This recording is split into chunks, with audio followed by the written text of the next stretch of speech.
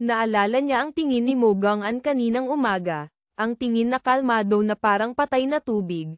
Labis na sumama ang loob niya. Hindi naniwala sa akin si Mo Gang-an. Hindi niya ako pinatapos magsalita. Sa mga sandaling ito, sumingit si Zhou Wantang sa harap ng telepono. Sinabi kay Zhang Qiuyu, nasaan si Mo Gang-an? Gusto kong personal na humingi ng pasensya sa kanya. Kahit kailangan kong lumuhad, kailangan kong mapatawad niya ako. Hindi ko alam kung nasaan siya. Hindi ba't nakita mo na si Mo Gang-an? Bakit hindi mo alam kung nasaan siya? Nawala mo na naman siya. Qiuyu, hindi mo ba siya pinasundan? Paano hindi maiisip ni Zhang Qiuyu na ipasundan si Mo Gang-an? Ngunit nag-aalala siya sa kanyang puso, na ang gagawin niyang iyon ay magagalit si Mo Gang-an, na lalo pang kamumuhian siya ni Mo Gang-an. Umiling si Zhang Qiuyu sa harap ng telepono, hindi rin inintindi kung nakikita siya ng kabilang partido. Labis na nagalit si Zhou Wantang, Qiuyu, paano mo nawala ulit si Mo Gang-an? Dapat pinasundan mo siya. Nang marinig ni Wang Xinyu na nawawala na naman si Mo Gang-an, medyo nagalit din siya. Ngunit siya ang pinakamatanda sa maliit na grupo, hindi siya tulad ni Zhou Wantang na hindi makontrol ang emosyon. Sige na, huwag na nating pag-usapan pa. Dahil nakita ni Qiuyu si Mo Gang-an sa probinsya, ibig sabihin ay nasa probinsya siya. Bukas, ayusin natin ang ating mga trabaho, sabay-sabay tayong pumunta sa probinsya. Sa pagkakataong ito, kailangang makita si Mo Gang-an, humingi ng pasensya kay Mo Gang-an. Sa mga sandaling ito, mahinang sinabi ni Zhang Jing, hindi ko alam kung gusto pa ni Mo Gang-an na bumalik sa atin. Nang marinig ito, natahimik ang lahat. Nitong mga nakaraang araw, pagkatapos nilang mapagtanto na na-misinterpret nila si Mo Gang-an, lahat sila ay hindi mapigil ang maalala ang masasayang panahon kasama si Mo Gang-an. Kapag kasama si Mo Gang-an, panatag sila, pwedeng sabihin kay Mo Gang-an ang kahit ano. Ang gusto lang ba talaga nila ay humingi ng pasensya kay Mo Gang-an at mapatawad niya sila? Tanungin ang sariling puso, tiyak na hindi. Gusto pa nilang bumalik si Mo Gang-an sa tabi nila. Bilang mga senyorita ng makapangyarihang pamilya, hindi sila nagkukulang sa mga manliligaw sa paligid nila, ngunit ang may dalisay na puso, simpleng layunin ay si Mo Gang-an lamang. Ang hangin ng gabi ay umihip papasok sa silid, dumampi sa aking pisngi. Nakahiga ako sa kama, hindi mapigil ang maalala ang nangyari sa Qingyuan Hotel ngayon. Naalala ko sa nakaraang buhay, sa script na pinaglaruan nila ako, si Zhang Qiuyu ay laging gumaganap lang ng supporting role, hindi kailanman naging bida. Bakit sa pagkakataong ito ay si Zhang Qiuyu? Huwag nang ang isipin pa. Ang mga senyorita na iyon ay naligaw na sa karangyaan at kahalayan, hindi na sila ang mabubuting babae na nagligtas kay Lolo. Sana lang ang mga sinabi ko kay Zhang Qiuyu ngayon ay makapagpaunawa sa kanila na hindi na ako makikipaglaro sa kanila, huwag na nila akong guluhin pa. Kinabukasan ng umaga, bandang 8:00, sumakay ako ng bus, noon ko lang napagtanto na oras na para bumili ng sarili kong sasakyan. Pagtingin sa mga matatanda sa bus, bigla kong naalala ang mga tiyo sa nayon. Pagkatapos ayusin ang trabaho sa kumpanya, kailangang umuwi sa nayon. May ilang bagay na kailangang ihanda bago maipatupad ang mga patakarang iyon. Ito ang nag-iisang pagkakataon ng aming bayan. Pagdating sa kumpanya, pagkatapos magtalaga ng mga gawain sa lahat, nagsimula akong mag-post ng mga job vacancy online. Sa kasalukuyan, marami nang nagsisimulang gamaya sa paggawa ng maikling pelikula sa internet. Kailangan kong samantalahin habang sikat pa, palawakin ang kumpanya at gumawa pa ng ilang pelikula. Nang mabayaran ko ng buo ang isang kotse na mahigit 100,000, nagmaneho ako pauwi. Sa kabilang banda, nakarating na sina Wang Xinyu at ang iba pa sa First Day Hoong Hotel. Qiuyu, saan mo nakita si Mo Gang-an? Pakikwento mo ng detalyado. Baka malaman namin kung nasaan si Mo Gang-an. Ikinwento ni Zhang Qiuyu ang nangyari sa Qingyuan Hotel. Sinabi niyong hindi niyo na kailangan ang pagtanaw ko ng utang na loob. Sinabing nakakasuka akong tingnan. Ngayon, Nawala na ako sa buhay ninyo tulad ng gusto ninyo. Bakit nyo pa ako hinahanap? Nang marinig nila si Mo Gang-an na inuulit ang mga sinabi nila sa underground parking lot noong araw na iyon, lahat sila ay tahimik na yumuko. Si Zhu Wanteng ang pinaka na-misinterpret si Mo Gang-an. Kung gaano kalaki ang galit niya noon, ganoon din kalaki ang pagsisisi niya ngayon. Namumuo ang luha sa kanyang magagandang malalaking mata, siguradong galit na galit sa akin si Mo Gang-an ngayon. Kailangan kong sabihin sa kanya na na-misinterpret ko siya. Kailangan kong humingi ng pasensya sa kanya para bumalik siya sa akin. Hindi pinansin ni Zhu Wanteng kung may misinterpret ng iba ang sinabi niya. Gusto lang niyang sabihin ang nasa puso niya. Sa kabilang banda, nagmaneho ako pauwi sa nayon. Sakto namang nakita ko ang isang matandang lalaki na papunta sa bukid para mag-abono. Tatay Bapa, Mo Gang-an. Bumalik si Mo Gang-an. Direktang ibinaba ni Tatay Bapa ang dala niyang timba ng abono sa isang tabi, lumapit sa bintana ng kotse. Saan ka nagpunta nitong mga nakaraang araw? Tinatawagan ka namin pero hindi ka matawagan. Pumunta rin dito sa nayon ang mga babaeng iyon para hanapin ka. Ayos ka lang ba? Ang mga babaeng iyon. Pumunta pa sila sa nayon. Ipinork ko ang kotse sa tabi at bumaba. Tatay Bapa. Nagpalit ako ng numero ng telepono, hindi ko pa nasabi sa lahat. Maayos naman ako, kanina sinabi mong may naghahanap sa akin. Tumango si Tatay Bapa, itinuro ang hilaga, ang direksyon ng Longdo, at sinabi, sila yung mga babaeng nagligtas sa lolo mo. Kara-rating lang nila dito hindi pa katagalan. Sabi nila nag-resign ka na raw, hindi ko na matandaan ng malinaw. Basta hinahanap ka nila. Oo nga pala, nag-donate pa sila ng pera sa nayon. Lahat ng pamilyang may matatanda sa nayon ay nabigyan ng bigas at noodles. Hindi lang magaganda ang mga babaeng iyon, napakabait pa. Hindi ako nagpakita ng anumang kakaibang ekspresyon sa harap ni Tatay Bapa, ngunit sa loob-loob ko ay mahigpit na kumunat ang aking noo. Anong ginagawa nila? Hinding-hindi ako naniniwala na biglang natauhan ang mga senyorita na iyon. Talagang pumunta para humingi ng pasensya, gustong bumalik ako. Umalis na ako, hindi pa rin nila ako tinitigilan. Kailangan talagang mahulog ako sa bitag nila ng isa pang beses para bumalik sa kanila, paglaruan ulit ako. Dahil ba sa marangyang buhay, naging ganoon na kasama ang kanilang pag-iisip. Mo Gang-an, tawagan mo sila. Nakita kong mukhang nagmamadali silang hanapin ka. Ayokong sabihin sa mga taga-nayon ang tungkol sa amin. Tatay Bapa, aayusin ko ito. Sige kung gayon, sige kung gayon. Pupunta na ako para magkalat ng abono. Ingat po kayo, Tatay Bapa. 2 hakbang pa lang ang nagawa ni Tatay Bapa nang bigla siyang lumingon at tumawag, Mo Gang-an, kailan ka aalis? Hindi ka pa pumupunta sa bahay ni Tatay Bapa para kumain. Papagawin ko si Tatay Nana ng hand-pulled noodles para sa iyo. Talagang medyo nami-miss ko na ang hand-pulled noodles ni Tatay Nana. Minsan, mas maganda pang masayang tanggapin ang kabutihan ng iba kaysa maging mapagkunwari sa pagtanggi. Tatay Bapa, uuwi ako sa bahay para ayusin ang mga gamit, darating ako sa tamang oras ng tanghalian. Sa daan pa uwi ay nakasalubong ko pa ang ilang iba pang matatanda. Wala pang 500 metro pero inabot ng mahigit kalahating oras ang paglalakad. Sa sandaling itinulak ko ang gate papasok, agad na namula ang gilid ng aking mga mata.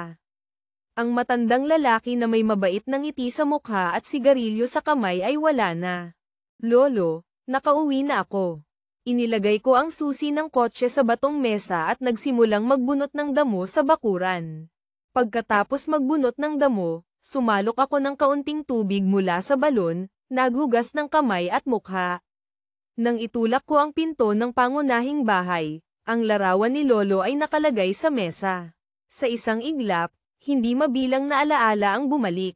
Lolo, nakauwi na ako. Naaalala kong madalas mong sabihin sa lahat, ang ganda ng nayon natin, bakit paunti ng paunti ang mga tao?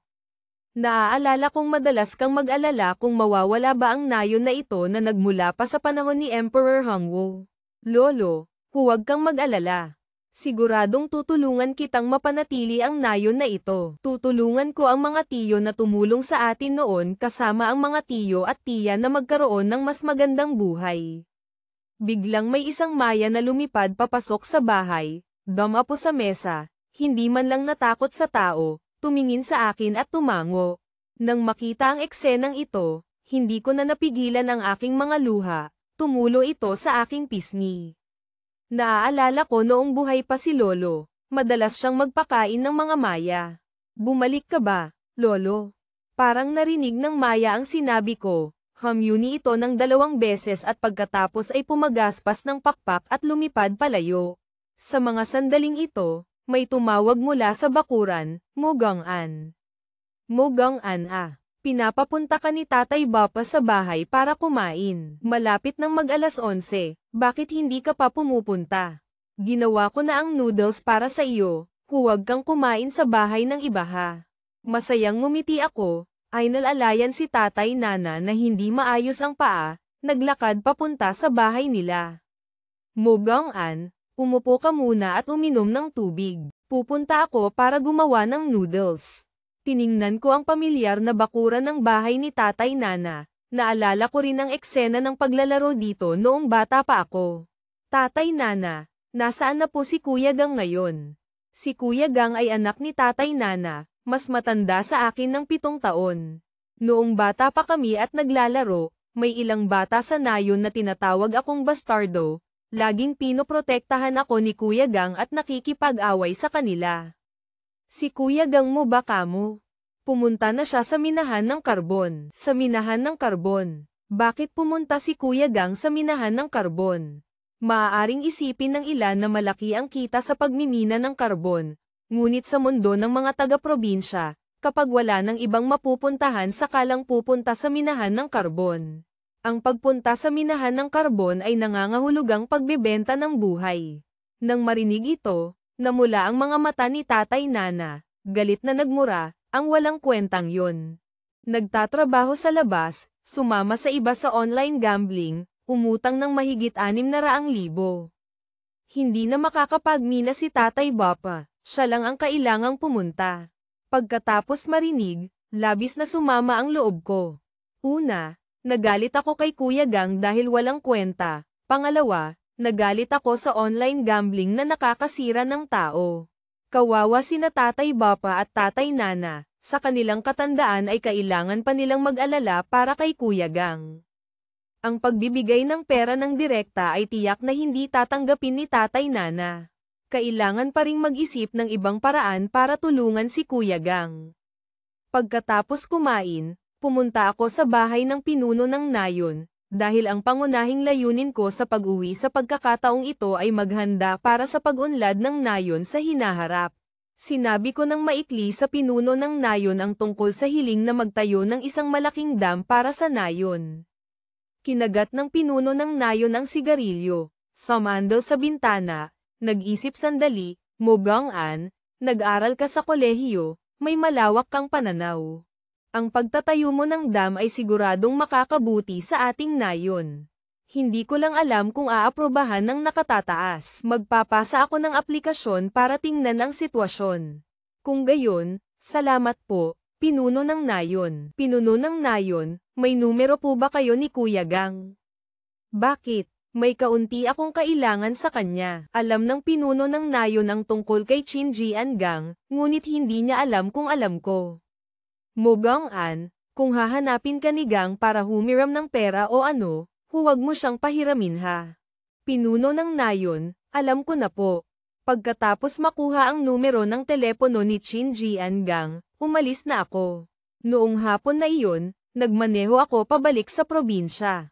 Boss, nakabalik ka na. Ngayong hapon ay may 2 taong dumating para mag-interview. May isang medyo maayos. Itinabi ko na ang contact information. Ay interview mo ulit siya. Kung gusto mo, pwede mo siyang kunin. Si Liu Qingqing, na pansamantalang itinalaga bilang assistant, ay nagulat sa akin.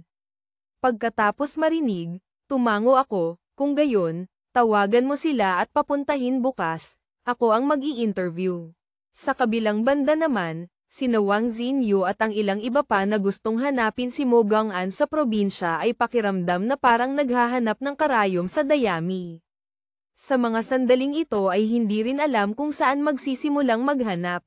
Sa tingin nyo ba, nakita na ni Mo Gang'an si Qiuyu? Posible kayang ayaw niya tayong makita kaya nagtago siya pabalik sa bayan nila. Nang marinig ito, agad na umupo si Zhu Wanteng. Posible. Pumunta tayo sa bayan ni Mo Gang'an. Kaya naman, nagtungo ang 7 senyorita sa S-County sa gabi. Kung hindi dahil sa hindi sila naglakas loob na magmaneho sa bundok sa gabi, noong gabing iyon ay dumiretso na sila sa bahay ni Mo Gang'an.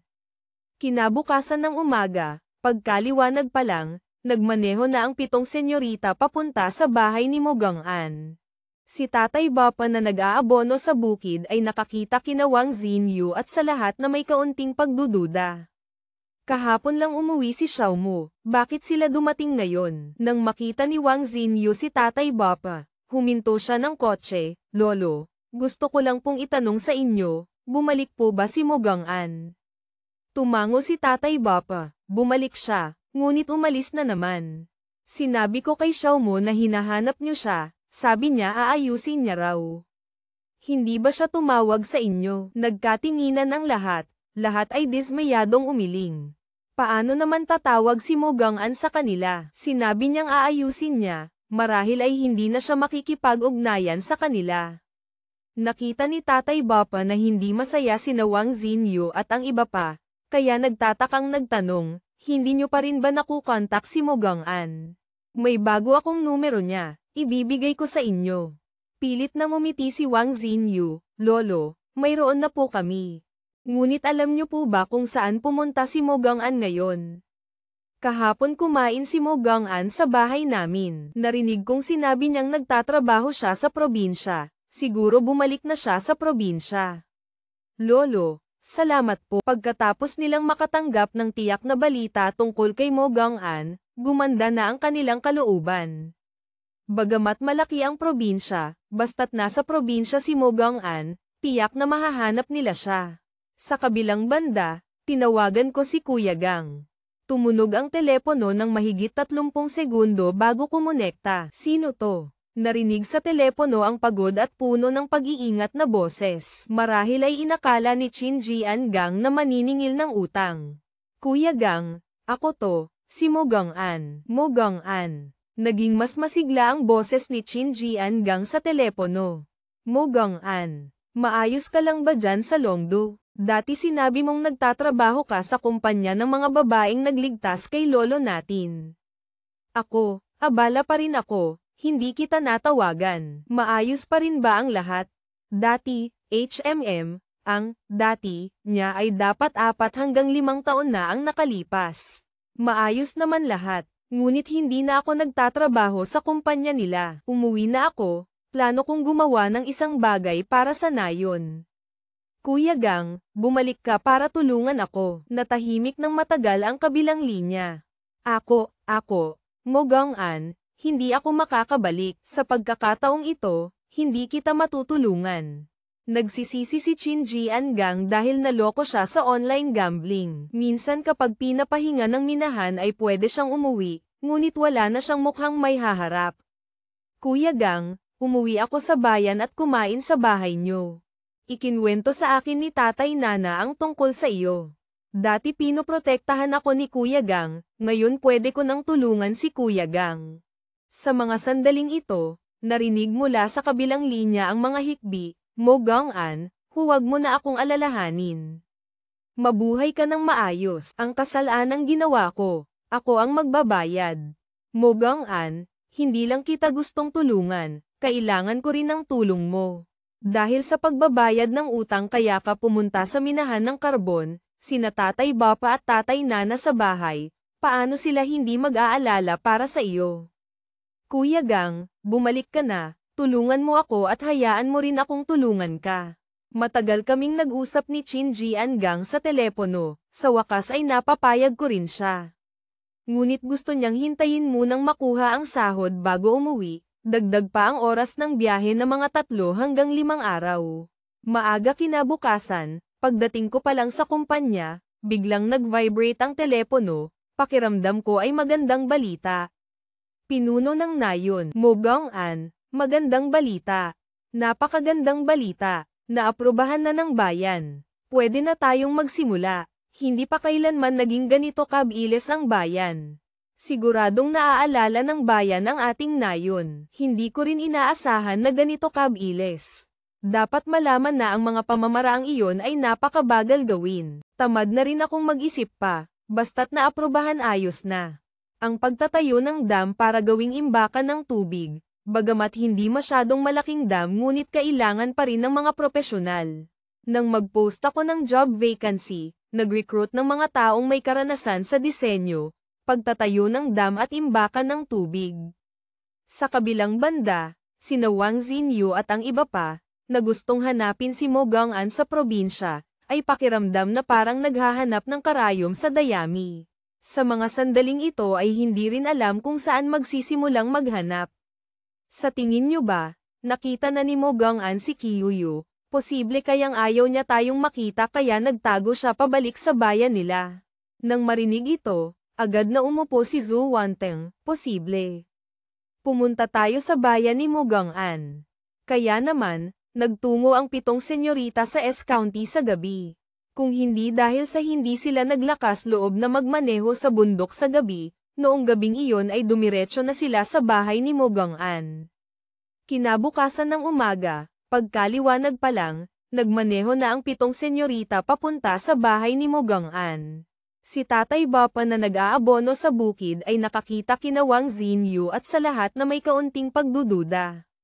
Kahapon lang umuwi si Xiaomu, bakit sila dumating ngayon? Nang makita ni Wang Xinyu si Tatay Bapa, huminto siya ng kotse. Lolo, gusto ko lang pong itanong sa inyo, bumalik po ba si Mogang-an?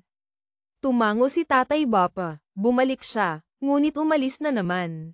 Sinabi ko kay Xiaomu na hinahanap niyo siya, sabi niya aayusin niya raw. Hindi ba siya tumawag sa inyo? Nagkatinginan ang lahat. Lahat ay dismayadong umiling. Paano naman tatawag si Mogang-an sa kanila? Sinabi niyang aayusin niya, marahil ay hindi na siya makikipag-ugnayan sa kanila. Nakita ni Tatay Bapa na hindi masaya sina Wang Xinyu at ang iba pa, kaya nagtatakang nagtanong, hindi niyo pa rin ba nakukontak si Mogang-an? May bago akong numero niya, ibibigay ko sa inyo. Pilit na ngumiti si Wang Xinyu, Lolo, mayroon na po kami. Ngunit alam niyo po ba kung saan pumunta si Mogang-an ngayon? Kahapon kumain si Mogang-an sa bahay namin. Narinig kong sinabi niyang nagtatrabaho siya sa probinsya. Siguro bumalik na siya sa probinsya. Lolo, salamat po. Pagkatapos nilang makatanggap ng tiyak na balita tungkol kay Mogang-an, gumanda na ang kanilang kalooban. Bagamat malaki ang probinsya, basta't nasa probinsya si Mogang-an, tiyak na mahahanap nila siya. Sa kabilang banda, tinawagan ko si Kuya Gang. Tumunog ang telepono ng mahigit 30 segundo bago kumonekta. Sino to? Narinig sa telepono ang pagod at puno ng pag-iingat na boses. Marahil ay inakala ni Qin Jian-gang na maniningil ng utang. Kuya Gang, ako to, si Mogang-an. Mogang-an. Naging mas masigla ang boses ni Qin Jian-gang sa telepono. Mogang-an, maayos ka lang ba dyan sa Longdo? Dati sinabi mong nagtatrabaho ka sa kumpanya ng mga babaeng nagligtas kay lolo natin. Ako, abala pa rin ako, hindi kita natawagan. Maayos pa rin ba ang lahat? Dati, ang dati niya ay dapat 4 hanggang 5 taon na ang nakalipas. Maayos naman lahat, ngunit hindi na ako nagtatrabaho sa kumpanya nila. Umuwi na ako, plano kong gumawa ng isang bagay para sa nayon. Kuya Gang, bumalik ka para tulungan ako. Natahimik ng matagal ang kabilang linya. Ako, Mogang-an, hindi ako makakabalik. Sa pagkakataong ito, hindi kita matutulungan. Nagsisisi si Qin Jian-gang dahil naloko siya sa online gambling. Minsan kapag pinapahinga ng minahan ay pwede siyang umuwi, ngunit wala na siyang mukhang may haharap. Kuya Gang, umuwi ako sa bayan at kumain sa bahay niyo. Ikinwento sa akin ni Tatay Nana ang tungkol sa iyo. Dati pinoprotektahan ako ni Kuya Gang, ngayon pwede ko nang tulungan si Kuya Gang. Sa mga sandaling ito, Narinig mula sa kabilang linya ang mga hikbi, Mo Gang-an, huwag mo na akong alalahanin. Mabuhay ka ng maayos. Ang kasalanang ginawa ko, ako ang magbabayad. Mo Gang-an, hindi lang kita gustong tulungan, kailangan ko rin ng tulong mo. Dahil sa pagbabayad ng utang kaya ka pumunta sa minahan ng karbon, sina Tatay Bapa at Tatay Nana sa bahay, paano sila hindi mag-aalala para sa iyo? Kuya Gang, bumalik ka na, tulungan mo ako at hayaan mo rin akong tulungan ka. Matagal kaming nag-usap ni Chin Jian Gang sa telepono, sa wakas ay napapayag ko rin siya. Ngunit gusto niyang hintayin munang makuha ang sahod bago umuwi, dagdag pa ang oras ng biyahe na mga 3 hanggang 5 araw.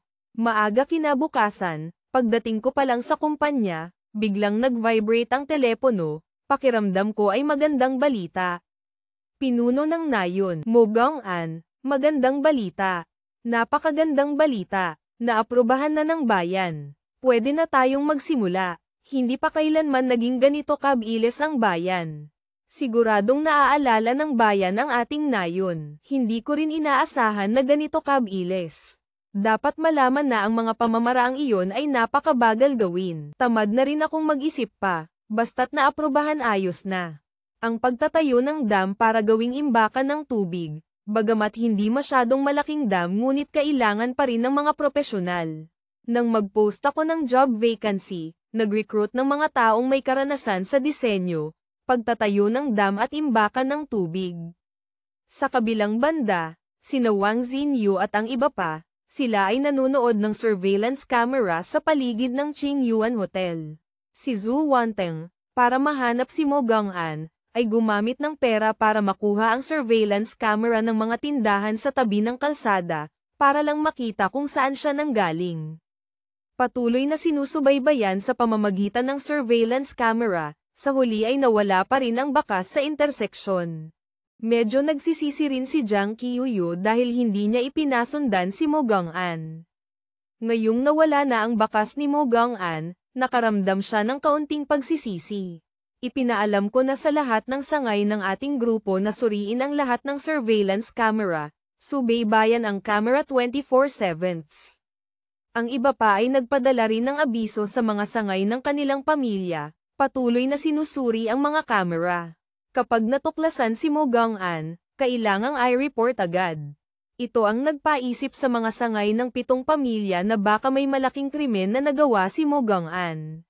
Ate Xinyu, bigla kong naalala na may pinsan akong tiyo na may negosyo sa S County. Pwede ko rin siyang i-message, utusan siyang subukan ang mga taong nagbabantay ng camera, pansinin kung may Mo Gang-an. Tumango si Wang Xinyu. Nitong mga nakaraang araw, naghanap sila sa buong probinsya, parang naglaho si Mo Gang-an. Ngayon ay wala na rin siyang ibang paraan. Magdagdag ng mga nagbabantay, magdagdag ng isang pagkakataon. Bigla, si Wang Xinyu na nanunood ng camera ay parang may natuklasan, nakita ko na. Nakita ko na. Pagkatapos ng 24 na oras ng walang tigil na paghahanap, si Jiang Qiuyu ay parang may natuklasan. Sila yung mga kasama ni Mo Gang-an.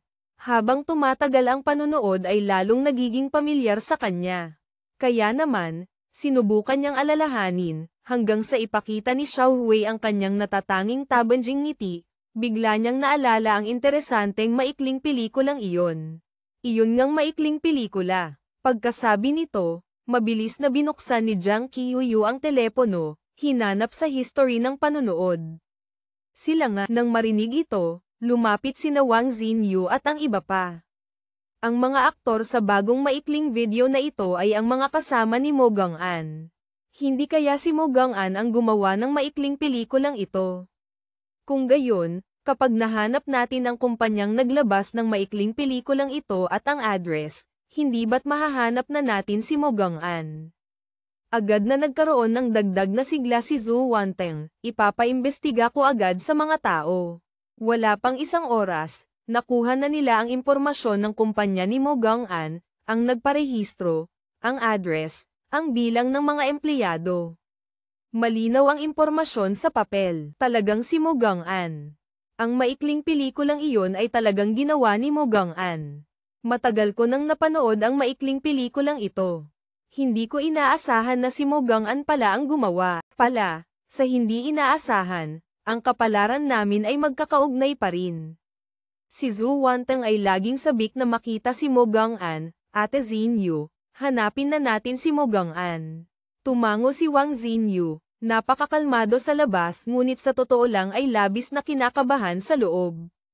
Habang papalapit ng papalapit sa pagkikita nila ni Mo Gang-an, lalo siyang nababalisa. Hindi masabi ni Wang Xinyu kung ano ang ikinababahala niya. Sa totoo lang, ano ba ang dahilan para mabalisa siya? Na-misinterpret niya si Mo Gang-an, nakapagsabi ng maraming masasakit na salita kay Mo Gang-an, binalewala ang paghihirap at pagmamalasakit ni Mo Gang-an. Ngunit nailigtas din niya ang lolo ni Mo Gang-an. Si Mo Gang-an mismo ang gustong magbayad ng utang na loob sa pamamagitan ng pagtatrabaho para sa kanya.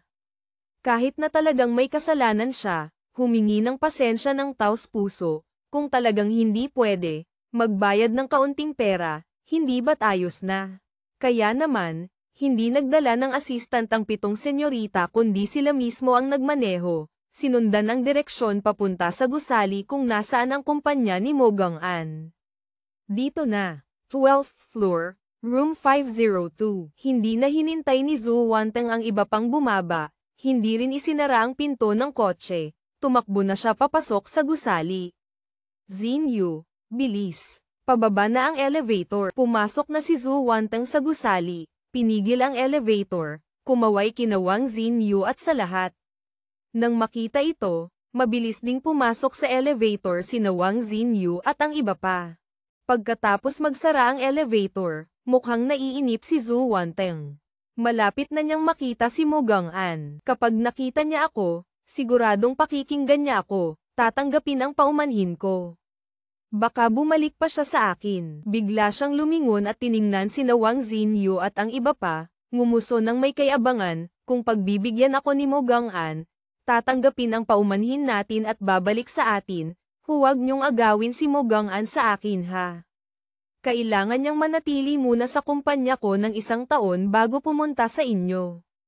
Nang marinig ito, si Li Zidian ang unang tumutol, hindi pwede. Kung babalik si Mo Gang-an, dahil iyon sa paggalang sa ating lahat na taos-pusong pumunta para humingi ng pasensya sa kanya. Dapat tulad ng dati, bawat isa-isang araw, tanging si Jiang Qiuyu lamang ang may mabigat na kalooban. Naalala ang malamig na tingin ni Mo Gang-an na parang patay na tubig noong araw na iyon. Alam niyang medyo optimistiko sina Zhu Wanteng at ang iba pa, ngunit ayaw din niyang sirain ang optimismong ito. Kahit si Jiang Qiuyu ay lihim na umaasa, kung makita ni Mo Gang-an na taos-puso silang 7 na pumunta para humingi ng pasensya, baka lamambat talaga ang puso niya. Sa mga sandaling ito, huminto ang elevator. Sabay-sabay na lumabas ng elevator ang 7 senyorita. Si Zhu Wanteng ang unang tumakbo, palapit ng palapit sa room 502. Dito na, tumayo siya sa harap ng pinto, huminga ng malalim. Sa mga sandaling ito, puno siya ng kumpiyansa. Naisip niyang sa dami ng taong pumunta, siguradong pakikinggan sila ni Mo Gang-an, maniniwala sa kanila at tatanggapin ang kanilang paumanhin. Nakita ng assistant ni Mo Gang-an si Zhu Wanteng na lumitaw sa pintuan, hindi pumapasok o umaalis, medyo nagulat. Narinig niyang nag-recruit ulit si boss, hindi kaya itong babaeng ito ay dumating din para mag-interview. Si Xiao Wei na nagpapahinga at ang iba pa ay napansin din si Zhu Wanteng. Wow! Isa na namang magandang babae. Parami ng parami ang magagandang babae sa kumpanya natin. Sa mga sandaling ito, inapakan ni Lily ang paa ni Xiao Wei ng 1 beses, tingnan niyo nga kayo. Hindi pa ba kayo nakakita ng magandang babae? Huwag niyong takutin at paalisin. Napahiyaw si Xiao Wei sa sakit habang hawak ang paa ngunit pagkatapos ng 2 sigaw ay huminto, Boss Lady. Sa mga sandaling ito ay lumitaw si Jiang Qiuyu. Ang ilang taong kumain sa pribadong silid sa hotel noong nakaraan ay tumayo lahat. Paano nila makakalimutan ang karanasan noong araw na iyon sa Qingyuan Hotel? Sa daan pa uwi, pagkatapos magpaliwanag ni Mo Gang-an, Bagamat hindi sila naniniwala kay Mo Gang-an, ngunit palihim pa rin nilang tinatawag si Jang Kyuyo na Boss Lady. Bakit dumating din si Boss Lady? Ano ba to? Sinabi pa ni Boss na walang problema, ngayon ay dumating na sila sa pintuan. At sino yung magandang babae na yun? Baka matalik na kaibigan ni Boss Lady. Siguro pumunta para tumulong. Hindi pa tapos magsalita nang lumitaw pa ang 5 ibang babae.